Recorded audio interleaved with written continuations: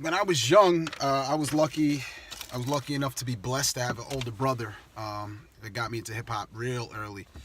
I was like 8 or 9 years old, maybe even younger than that. I think my aunt used to play us like the Fat Boys and shit in the mid '80s. You know what I'm saying? So that was like my first real exposure to what would be my indoctrination into hip hop culture, was listening to that. But my older brother used to hop the train and go into the city, or take rides with his friends and go into the city and go pick up mixtapes. And I remember him picking up America's Most Wanted with Ice Cube, one of Ice Cube's first albums. I remember him bringing that home, and I remember the Fushnikins I used to listen to. The Fushnikins were dope. I used to listen to Chip Fu and just be amazed by what the stuff he used to do with his flow and his vernacular and the way he was able to flip words so fast, and just, all the crazy shit he did. So that was like my first little foray into hip hop music that got me hooked. And then I remember the day that I decided, or not even decided, the day I knew that I had to be a rapper, that there was nothing else for me, was the day my brother brought home an album called Runaway Slave by Showbiz and AG. I think it was 92 or 93.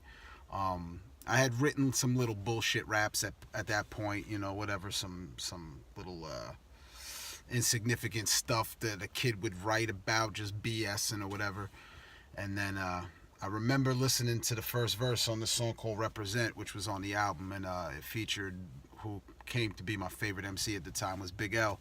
And I just remember him spitting, "You on the mic, it's Big L, the brother who kicks Flav, God known for sending garbage MCs to the graveyard." That shit was fucking, just the whole verse just blew my mind, man. And it let me know at that time that there was a serious aspect to this. There was like a real deep,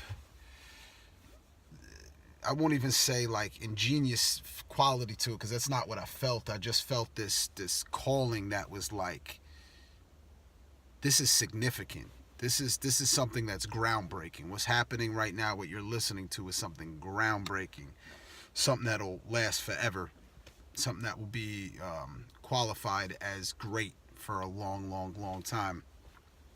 And at that time, I just felt the calling. It legitimately just, like, these words would just start forming in my head. I would be waking up in the morning and I would just have these words in my brain, and I wouldn't stop. That was it. I just had to get it out. You know what I'm saying? I just had to get it out.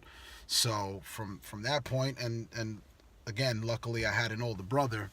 He was rapping, and as most little kids do, they try to emulate their older siblings or whatnot.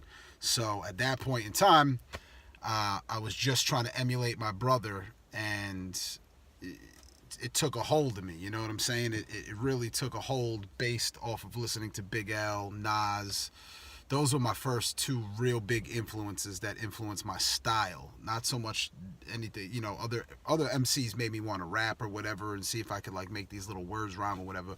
But these two dudes influenced my style. They made me want to be an MC, a rapper, a poet, someone that conveys the struggles and the ingenuity and all the other positive aspects of writing that I found in this newfound culture that was brought to me. And that's really how I got into rapping, was through that.